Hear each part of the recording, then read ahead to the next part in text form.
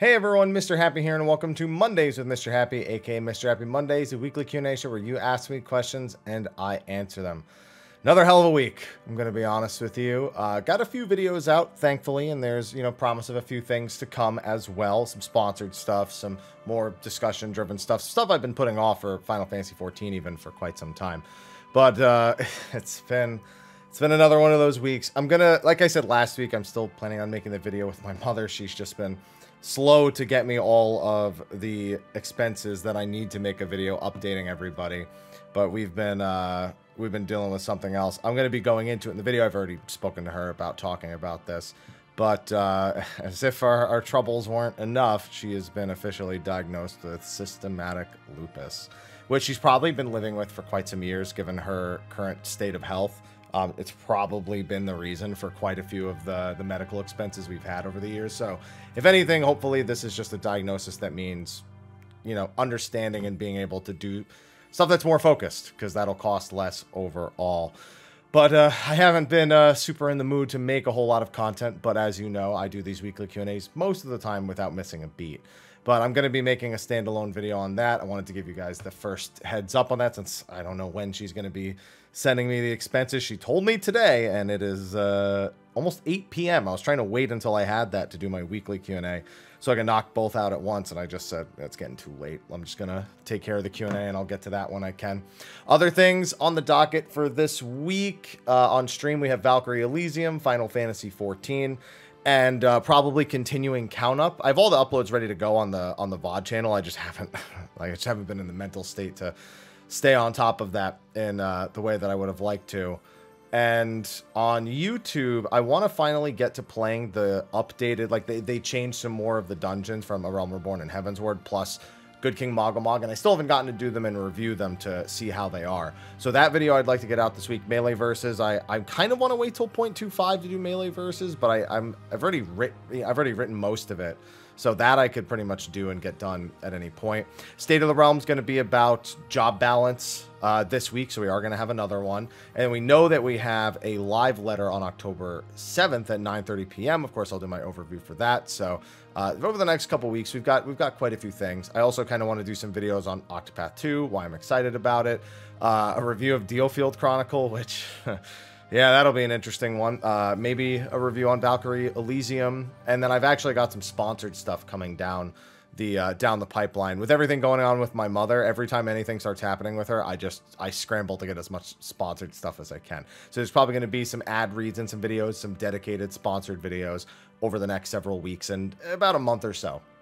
So please keep an eye out for those, and if you see them, just understand that I'm only taking sponsors for things I'm at least semi-interested in, like at a glance, or, just doing what I got to do, So please keep an eye out for those. Speaking of sponsors, we have Every Plate as a sponsor on the Twitch channel until, like, mid-October-ish, and it's like HelloFresh, but more affordable. So, like, with the discount code, it's only $1.49 per meal that you're going to cook. They sent me, like, 12 meals to cook this week. I cooked 4 of them on stream, and I was like, this is going to be a busy week for me.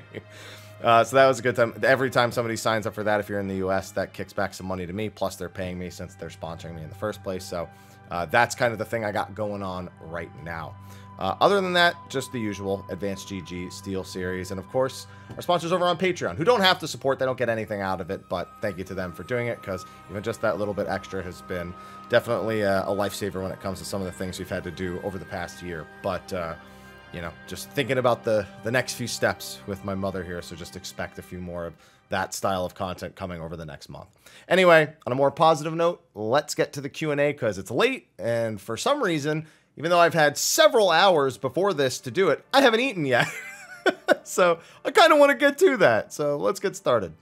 All right, first question, hashtag Mr. Happy Mondays. Hey, Haps, hope you're well. Thank you, and same to you. I just been thinking about the performance of selfish DPS versus buffing DPS jobs. I think in general, it's easy to think the selfish jobs should do more DPS than the buff jobs, but if that was the case, why would anyone play? No, Samurai is a great example of a job that is on par with all the other jobs and does a damn good job at it. So I think that people think that, but it doesn't necessarily need to be the case. The problem is that if there's too much of a disparity between being a selfish DPS and how much you offer versus the utility that the other jobs can bring, that's when you really start to see kind of the issues. Like, I'd say Monk is overpowered at the moment, given they have Mantra, one of the best defensive cooldowns. Of course, they still bring Feint.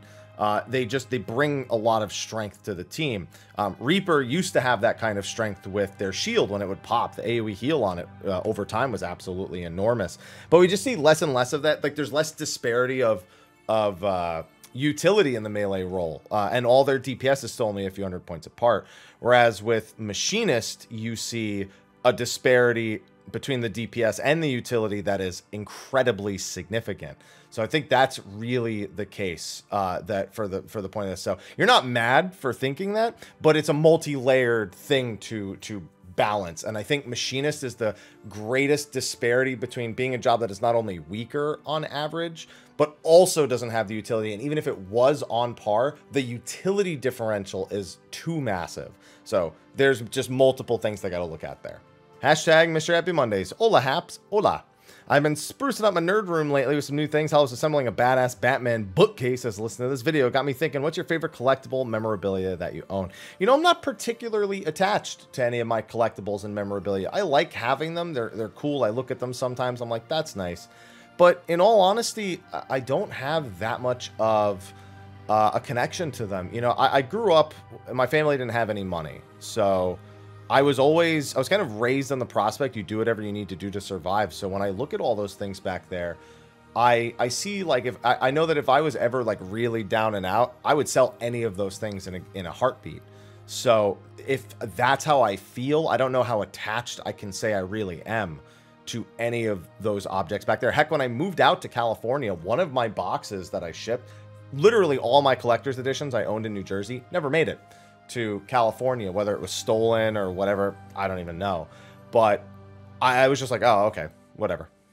It didn't matter to me because they were just things, you know? So I guess I just don't have that kind of attachment to objects. I care more about the things that allow me to do what I do, like my computer, my monitors, my actual functional setup that I'm interacting with, and not the things that are just kind of back there. They're just cool to have. Hashtag Mondays with Mr. Happy. Hey, Haps. Hope you and your mom are doing well. Thank you. As I mentioned at the start of the video, we're working on that. I wanted to ask a question in regards to the Dragoon changes in 7.0. Well, we don't know what they are, but, you know, I'll do what I can. I actually just picked up the job and having a blast. I'm concerned they may take some of the jobs jumps off the OGCD and make them weapon skills. Yeah, I fully expect that's one of the things they're going to do.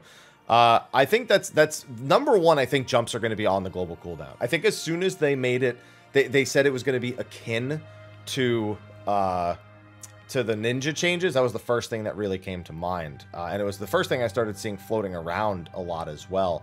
So I think that's a reasonable guess, but that can't be all, because the job is just super bloated from even its identity is super bloated. You know, you have these 5-part combos, so you can't just take 2 jumps and make them, or even more than that, and make them all of a sudden on the global cooldown. That doesn't solve the issue. Not to mention you still have the, you know, every 2 combos you get another OGCD, and then you have all the, like, you just have, there's so many elements to it. So it needs to be pruned down a lot more than that. So it's really hard to kind of nail down the entirety of what they might do, as opposed to just cherry picking a couple of things. Dragon Sight's always something people are going to look at. Jumps being on the global cooldown, something people are always going to look at. So I'll pick out those few things, but the whole thing, I don't feel confident enough to say what direction I think they'll go. Hashtag Mr. Happy's Mondays with Mr. Happy. I started reading it backwards again. I did the same thing last week. Hey, Happy. Hope you had an enjoyable weekend, that your Monday is a good one. I hope the same. Well, but the weekend, it was a stressful weekend, but I wouldn't say it was a bad weekend. It was just, you know, you got a little bit of stress mixed in. It's always, that's a healthy relationship with life, I suppose. Bit of a lengthy question. It's not that long. I remember a few months ago, you were asked about mobile games you played, and you mentioned you had played Final Fantasy Record Keeper. Oh, yeah, it's going to be about global shutting down. I think a few weeks, sadly, it was announced. Yeah, I think it ends today. I think, like, as I'm recording this, it's Sunday? Maybe it shuts down on Monday. Well, either way, it's literally about to be shut down for the global version. While I didn't dedicate obscene hours, though more than likely I should have amounts of money, though more than likely I should have, given it's a gacha game. I nevertheless found myself feeling a bit empty, knowing the daily interaction I've had with the game for years will be going away. Oh, so this wasn't really a wait, what's the question? Wait. Why'd you say it was a lengthy question? But there's no, I guess the question is, how do I feel about it? Because, oh, I was wondering what, there was no question mark, so I was like confused because I was skipping around. I was wondering what your experiences with and responses to games going end of service was. So I have a healthy relationship with gacha games only because I do this for a living. I'm somebody who definitely has an addictive personality. You know, if I was to have any downfall, it would be to gambling, most likely. However, I've also been raised around it so much that I have a decent amount of self-control. Like, I can absolutely say stop, and have had many times in the past. But given I do this for a living, gacha I don't really mind kind of diving into because it ends up being a write-off. Because, like I said, I do this for a living. That's just one of the perks. Although I don't go nearly as crazy as I'm sure some of you know, like some of the Genshin videos and Diablo Immortal and all. I don't even remotely touch that. I just have no qualms with occasionally throwing some bucks down on that because I'll just write it off at the end of the year. But at the same time, I stopped playing these games not too infrequently, you know? Like, I'm playing Champions of the Continent right now. I've bought a few packs in that. And if I stopped playing, I'd be like, okay, that's what I did. And then if it end of service, I guess I wouldn't think much of it. I mean, the thing is, you can extend this conversation. Like, what if I paid, you know, $12.99 a month to Final Fantasy XIV for 15 years and it shuts down? You know, I have kind of just a different... It's different, but it's the same kind of thing. So I don't have a real thought on it. I mean, it is what you sign up for. It's a game that is a service, and a service can end. And as long as I go in with that, you know, conscious knowledge, then whatever happens, happens. I'm just glad to have had the experience along the way and have had the fun that I did have.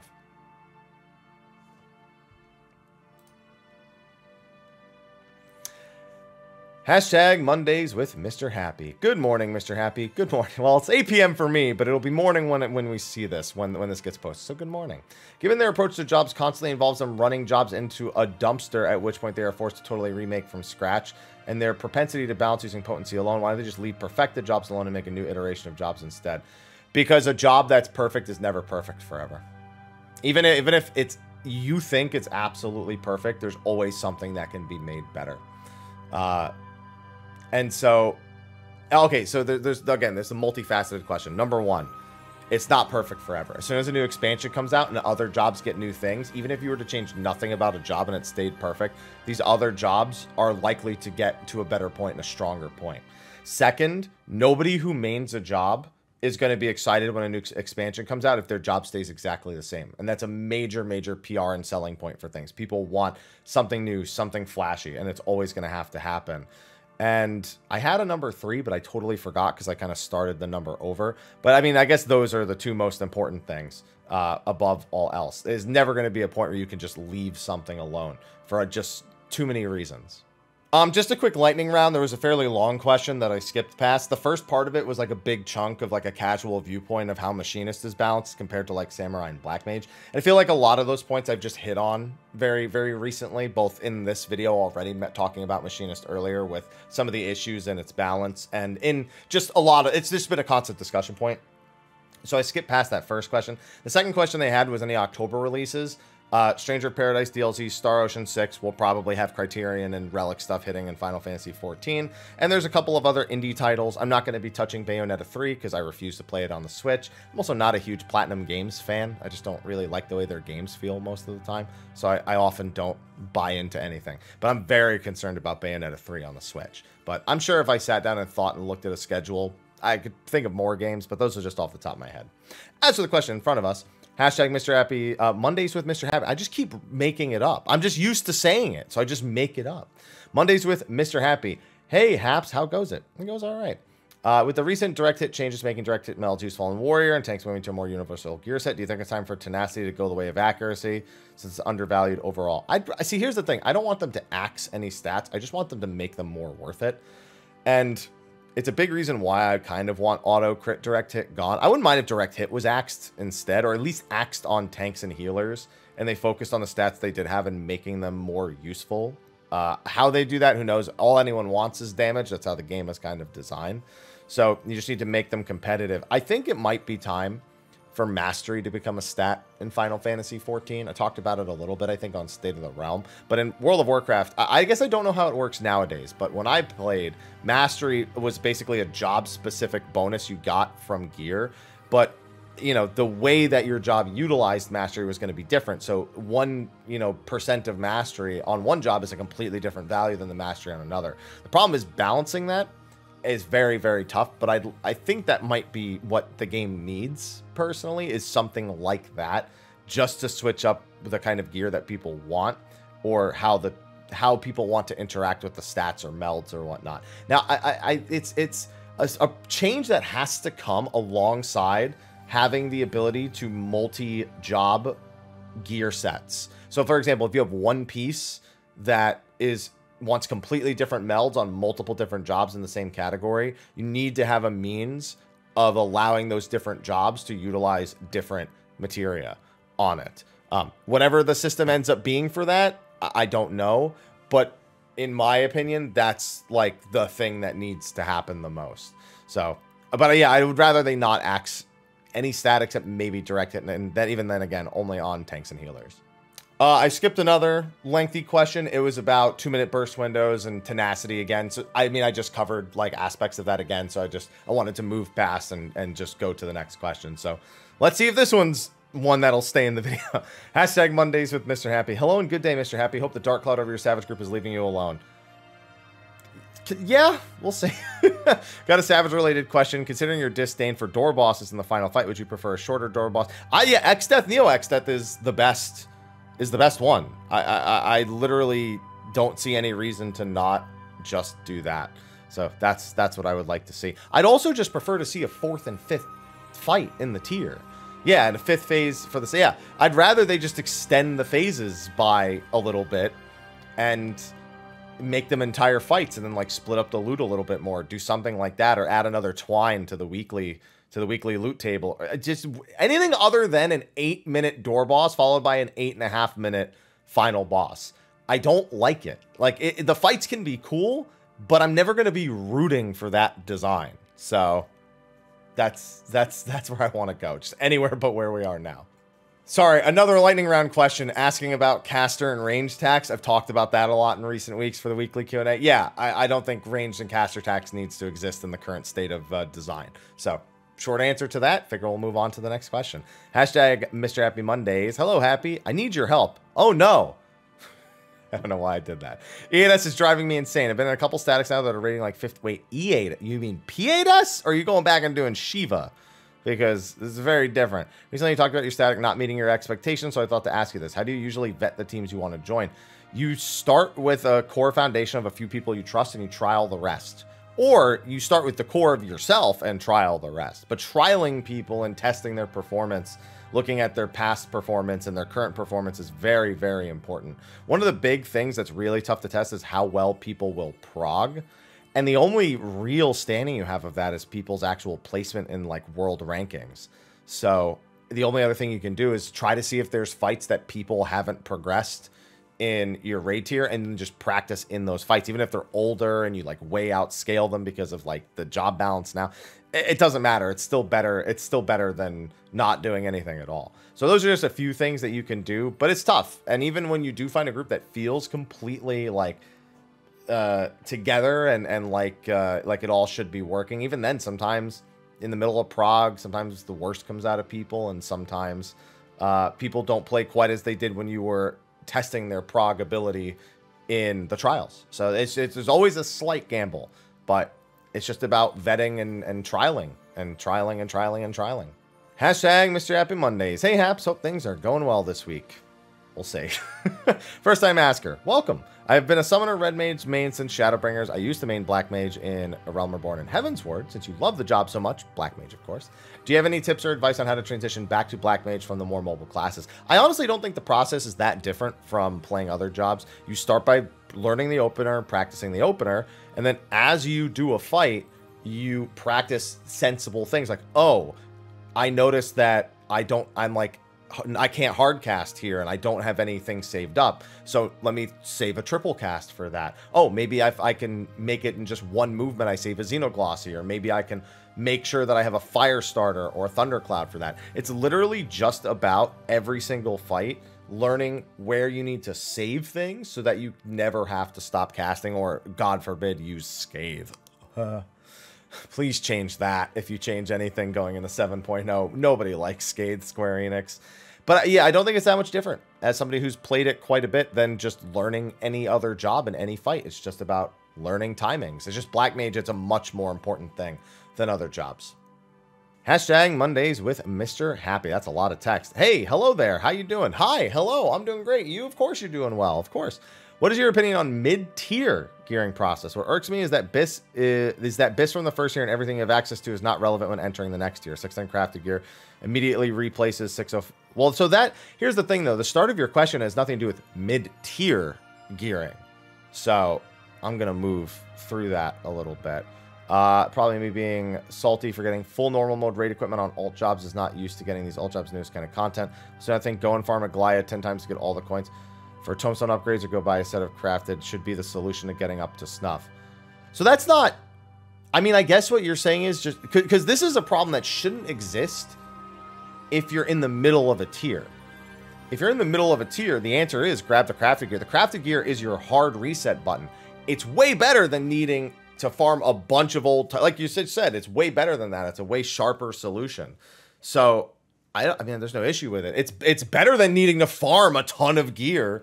Just grab a set of crafted gear and you're all set. So, yeah, there's the mid-tier solution is to buy crafted gear. that's the solution. Hashtag Mr. Happy Mondays. Hello and hope all is going well with you and yours. Thank you. I was just wondering if you're able to narrow down the cause of your Windows lowering your volume. It's got to be Discord. It has to be. In fact, let me check right now to see if it's changed. Because I wouldn't be surprised if it has, because I used Discord the other day. Is it different? Let's find out. It was at 70 the other day. It is, oh, it's still at 70. What do you know? Yeah, because I have the option turned off in Discord. I also have my, I have the setting on Windows that nothing can take exclusive control of my microphone, and yet it just kept happening. I always just assumed it was a Windows update that just changed one of my settings, but I've had that setting on for years. I even went and double checked to make sure that all the settings were correct. So that's the only thing that makes sense to me, is that it is the is Discord taking over, because it's when it happens the most. But I don't know. All I know is it is definitely a program somehow taking exclusive control of my microphone with a setting that causes it to auto adjust the gain. But I don't know which program it is, and it doesn't make any sense because now it hasn't changed in a while. But it was changing after you can tell I'm mad. So that's where I'm at right now with this whole situation. But right now it seems to be going okay, so I'm not going to jinx it. Hashtag Mr. Happy Mondays with Mr. Happy. Ah, so you combined both of them right there. Hey, Happy, how's it going? I'm doing all right. You doing all right? I'm doing all right. I had a question. I had a question. I don't know. Is that the question? There's a lot of talk of jobs homogenizing. And since this is my first expansion at high end, I'm curious what people are talking about. The jobs they play at all feel different. So here's the thing.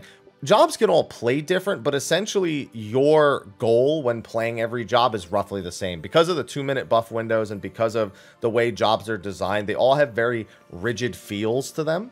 And they all have a very succinct way of playing them at a very high level is about equal.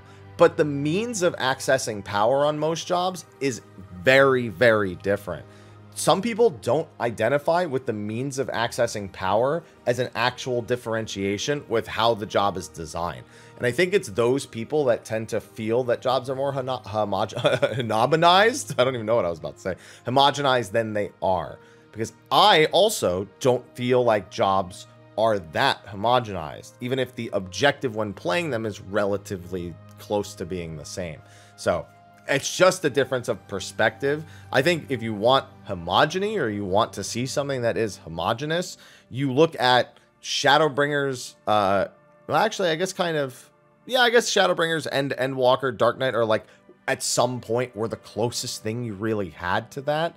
And even that was still, when you played them, you still could feel the major differences, but people would just look at Inner Release and Delirium and be like, those two jobs are the same thing.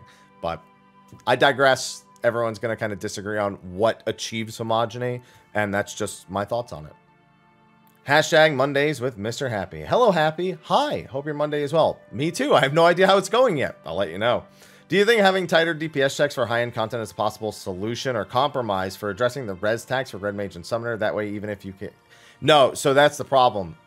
We kind of just ran into this issue with P8S. Obviously, the goal of P8S wasn't to, you know, prevent res taxes, but what it was is it showcased that when you do just add a higher standard as a counterbalance to something else, it is not a universally balanced thing.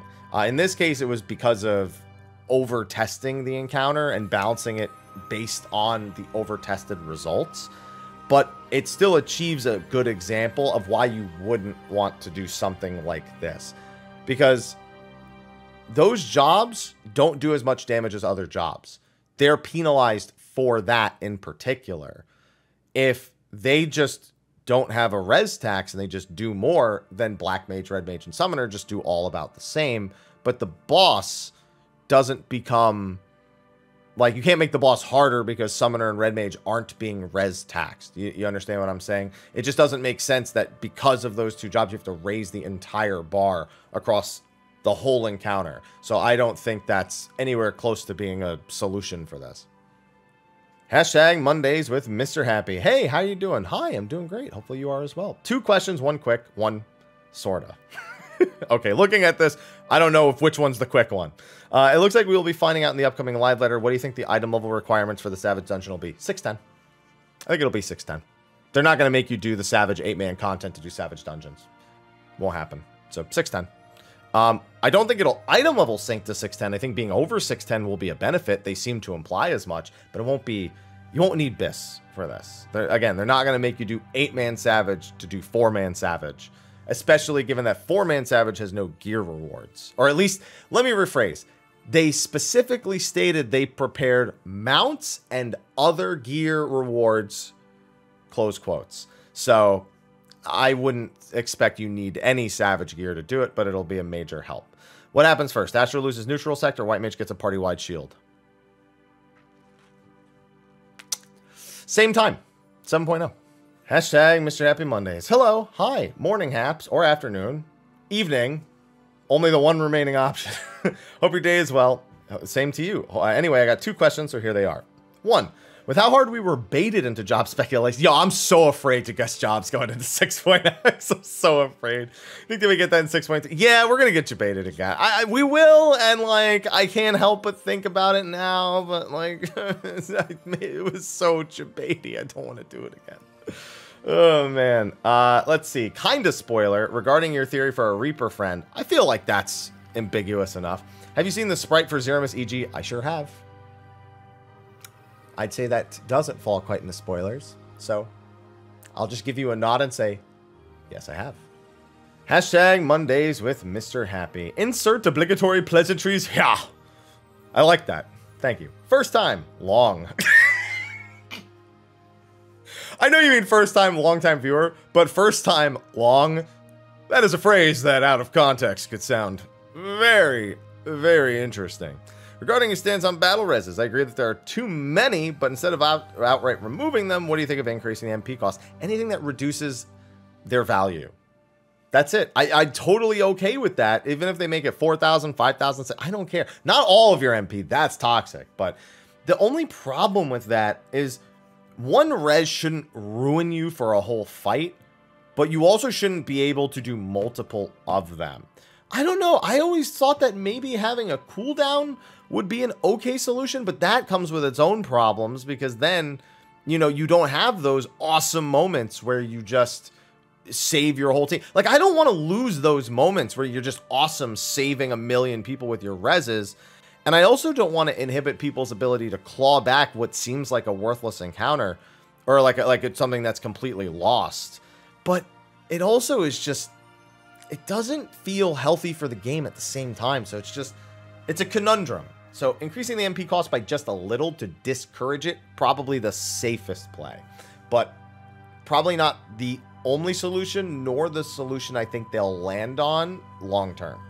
Hashtag Mr. Happy Mondays. Hi, Mr. Happy. Hi. Hope all goes well in your... That's a very broad thing. Yeah, thanks. Same to you. You think they'll do any more changes to Dancer? I mean, yeah, they'll do changes every expansion. So, 7.0, I mean, hope you still like your job because you will always get a change in a new expansion. Hashtag Mr. Happy Mondays. Hi, Mr. Happy. Hope everything is good with you and your family. Thank you, and same to you. Quick question. I was wondering if they would change the mount favorite system. 30 favorites isn't enough, and I only have 50 mounts. I want mount playlists. That is what I want. I want mount and minion playlists, so I can so you can kind of achieve this with macros, but it doesn't work properly. But essentially, I want to be able to make a playlist that's like all my A Realm Reborn primal mounts, all my raid mounts, all of my seasonal event mounts. Like, I want to be able to make playlists and then just use the playlists instead. But I don't know, they haven't shown any inkling of interest in that. So that's going to be, now that we have request repair, that's going to be my next task, is mount and minion roulettes. Hashtag Mondays with Mr. Happy. Hello, Happy. Best wishes to you and yours. Same to you. Currently running jobs to 90 in an effort to get all side stories done by 7.0. Good call. For role quest for Endwalker, without spoiling any of them, I should leave for last. And you've already done tank. They're all kind of equal-ish. And it really depends on the type of politics. So they all deal in politics. All of them. I feel like that's not too much of a spoiler because they all deal with the city-states. But is there any I thought was like really stand out? Which one is Limsa? Limsa's melee, I think. That one I really, really liked. I was also a big fan of Gridania, and I think Gridania was tank or healer? I don't remember. I only remember the city-states and not the actual roles associated with them. But I'm a big Mrhappy fan, and a lot of the stories that are told from Limsa Lominsa in general that come from like all forms of media, I end up really liking. So that's going to be, I think, yeah, Melee. Melee's the one I'm going to recommend saving for last. Hashtag Mondays with Mr. Happy. Hey, Haps, hope you're having a great day. You too. Silly question. Okay, how are you testing your ping? So there's two ways you can do it. Your resource monitor on your PC while the game is open is one way of doing it. You can test both your sending and receiving signals there. And that's normally a good way of gauging it. The other way is to manually ping the estimated location of the servers. For example, in North America, that is Sacramento. So you can find it if you do a quick Google search of the exact IP that you should be pinging. And that'll also give you a pretty good idea. If you're in Europe, I can't remember. I think it's in Germany, the Europe one, I think. But yeah, a quick Google search will yield you a result on that. So that's what I would recommend doing. All right, we're at like over 35 minutes. And like I said before this, I didn't eat. So I am lightning rounding the rest. Sorry. Changes coming to Twitch partnership program. Are you considering streaming on YouTube? Only if we so it was rumored they're going to drop exclusivity on the platform. If they actually do that, which I've only seen rumors, and I've not once seen Twitch actually confirm that they themselves are doing that, even though I've seen people completely disregarding that and just doing whatever they want anyway. I would probably do multi-platform streams if I did anything at all. But I have so many things to say on that topic, and I feel like this is not the time, or at least not enough time for me to have a full-blown discussion regarding a lot of that stuff. TLDR, it's not as bad as people think it is, but that doesn't mean people shouldn't criticize it. So that's what it is. The partnership program and ad. By the way, ad compensation on Twitch, yo, you do not understand how many bills that Twitch ads have paid for, because the ad incentive program and even just running ads on Twitch pays miles better than YouTube does. And I put way more work into my YouTube content, minus this shit. I'm lightning rounding a question talking about how much fucking work I put in, right? Like, oh yeah, couldn't stop to chop the video up. What a hard worker this guy is. You understand what I mean, though. And it's just, I would have to be sure it was the right decision. And right now, that is not a certainty that it is the right decision. So, but it's an option that's always open. You got to go where the flow takes you. And I'm not going to be one to deny that. Now, oh my goodness, there's so many things. Okay, there's a really long question. Range tax, should it be a thing? No, I've already talked about that. Does the ease of play tax have any actual merit? Not very much. I think it's something to consider, but not anything that should be considered too seriously.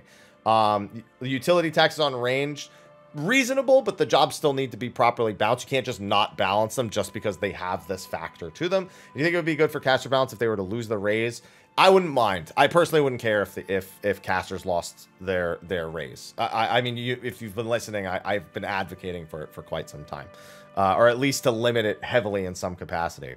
Can you explain what exactly a split clears? So you do 4 mains and 4 alts in a team of 8. You funnel all the gear into the 4 mains, and then you swap. The other 4 players go on their mains, and the other 4 players go on their alts, and you do the same thing. So it basically doubles the amount of loot between 8 people. So that's what that is. And it's something that if you're not mega hardcore, nobody should be expecting you to do that. But at the same time, if you are somebody who wants to get into hardcore stuff, you might want to consider thinking about it well in advance, I suppose. Hello, Happy. How you doing? Let's see. Questions about something that's been bothering me. Some reason an Endwalker can't find a job to stick to. I'm not going to be great at giving advice for this one. Any idea or suggestion could help me find a job I enjoy? I mean, my advice is always to just keep going through them and trying them out, because I find it very easy. I look at a job's identity, and I know if I like it or I don't. So that's it for me. I don't have any more interesting means of trying to figure it out. But yeah, I mean, maybe just even take a break for a little bit and then come back and see if anything interests you later. Because, you know, if you're not feeling it, then, you know, you're not feeling it. Somebody else asking what split clearing was. So, you know, I managed to take care of that. I was curious to the feedback of Disciple of Hand or Land Relics. I didn't really hear anyone say much about them. Some people just did it. Some people said that one step was too grindy, and that's all that it really was. And no, Hildebrand won't be crafter gatherer stuff. It's combat stuff, so you don't have to worry about that. Big fan of creature collecting RPGs. Ever played Monster Sanctuary? No, but it's on my long time, probably never going to get to it to-do list. So that one's, I'm well aware of it. It's just a matter of actually getting to it. What does the 1227 in your name stand for? It's my birthday. Yes, I was born in the year 1227. Let's see. What's it called? Can you tell SteelSeries to make a good MMOs? What do you mean? My Aerox 9 is great. I did love the Rival 500. But the Aerox 9 is great. I love my Aerox 9. I got it right before DSR, and it was perfect. I mean, I grew up on 12-button mice. But yeah, it works great for me. What do you mean? I love this mouse. Let's see. Let's see. Favorite joke. Take a hello if somebody didn't do it. No, everyone helloed me this time. Yeah, metaculture. Okay. I think, okay, I think that's the last question, because there's, yeah, I think that's it. Oh, we've got one for, we've got some adult site advertisement spam. Thank you, YouTube. Yeah, but I think that's it for the questions, including the lightning round ones I did earlier. So thanks, everyone, for tuning into this week's episode of Mondays with Mr. Happy. Be sure to like, favorite, subscribe, and share, and ask your questions in the comment section of the video below. Also, be sure to check out the sponsors in the description. And with that, I'm going to sign off and go eat dinner finally. My throat's also a little sore, to be honest, so glad to be wrapping up. Anyway, I'll see you all in the next one. And until then, take care.